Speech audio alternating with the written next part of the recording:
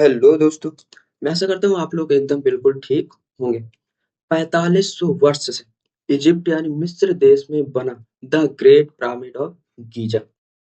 बारिश हो, आंधी तूफान आए या बैदरी हो, लेकिन ये वैसा का वैसा ही रहता है। आखिर इसको उस समय के मिस्र वासियों द्वारा इसको आखिर इतने भारी पत्थरों के माध्यम से आखिर इसको बनाया कैसे गया होगा। तो चलिए जानते हैं इसकी मिस्ट्री के बारे में।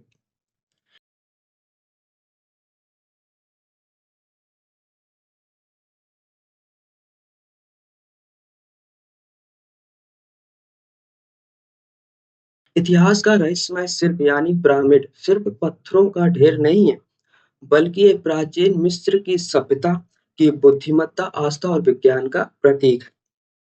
बताया जाता है कि इसका निर्माण लगभग 4500 वर्ष पहले यानी आज से लगभग 2500 ईसा पूर्व में हुआ था। सबसे प्रसिद्ध पिरामिड गीजा का महान पिरामिड है, यानी कि the great pyramid of Giza, जो मिस्र के काहिरा शहर के पास नील नदी के किनारे स्थित है। बताया जाता है कि टोटल 118 पिरामिड्स हैं, जो अलग-अलग शेप और साइज के हैं। इनमें से कई सारे पिरामिड्स वेदरिंग की वजह से टूट चुके हैं। सिर्फ अच्छी कंडीशन में सिर्फ ये 3 पिरामिड्स बचे हैं, जिनको the great pyramid of Giza कहते हैं। ये फराओ खुफू की समाधि के रूप में बनाया गया था। पिरामिड्स का आकार ऊपर की ओर नुकीला होता है, जो यह आकाश की ओर संकेत करता है, क्योंकि मिस्रवासी मानते हैं कि मृत व्यक्ति की आत्मा सीधे जाकर के भगवान से मिलती है। हर पिरामिड के अंदर रहस्यमय सुरंगें, कक्ष और राजाओं के शव रखने के स्थान होते हैं, जिन्हें बरियल चेम्बर कहते हैं। हर पिरामिड यहाँ के राजा यहाँ राजा के साथ उनके गहने, भोजन और मूल्यवान वस्तुएं भी रखी जाती थी ताकि वे अगले जीवन में उनका उपयोग कर सकें। वहाँ के लोग ऐसा मानते थे। हैरान करने वाली बात है कि आखिर उस समय इतने भारी पत्थरों के माध्यम से इन पिरामिड्स को आखिर बनाया कैसे गया होगा, जबकि उस समय ना तो क्रेन, बुलडोजर, कोई टेक्नोलॉजी उपयोग नहीं की जा रही थी, यहाँ तक कि पहिए का भी इस्तेमाल नहीं हो रहा था। लगभग 146 मीटर ऊंची इमारत पिरामिड आखिर कैसे बनाया गया होगा, जो आज भी खड़ा हो, चाहे वेदरिंग हो, आंधी तूफान या बारिश हो, ये लेकिन वैसा का वैसा ही रहता है। उस समय के लोगों द्वारा 146 मीटर की ऊंची इमारत कैसे बनाई गई, जो इतने भारी पत्थरों से बनाई गई है। उन पत्थरों का स्वयं में वजन लगभग 2.5 टन से 80 टन के बीच में है।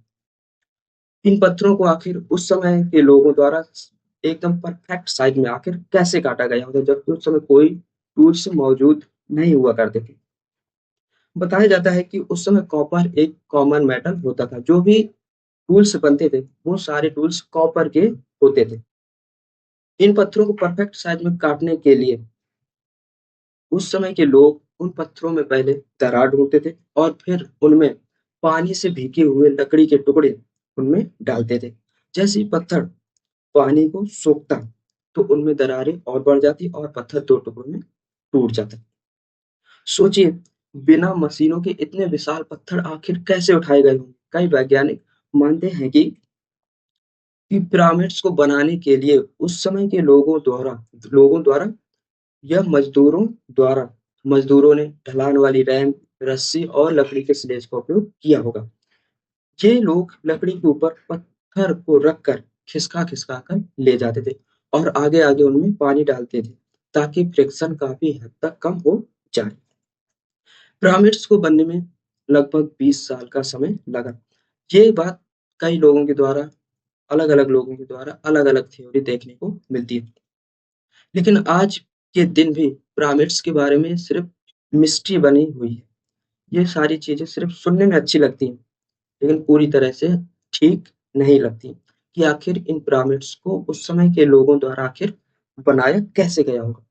आज पिरामिड न केवल प्राचीन वास्तुकला का अद्भुत नमूना है, बल्कि ये मानव सभ्यता की असीम रचनात्मकता और बुद्धिमत्ता और वैज्ञानिक सोच का जीवंत प्रमाण भी है। दोस्तों, पिरामिड हमें ये सिखाते हैं कि अगर मन में दृढ़ इच्छा और ज्ञान हो, तो मनुष्य किसी भी असंभव को संभव बना सकता है। तो दोस्तों मेरी तरफ से ये थी आप लोगों के लिए पिरामिड्स के बारे में संक्षेप में थोड़ा-सा इन्फॉर्मेशन। तो कैसा लगा बताइएगा ज़रूर। अगर आप लोग इस चैनल पर नए हैं तो इसको सब्सक्राइब और लाइक ज़रूर कीजिएगा। धन्यवाद दोस्तों।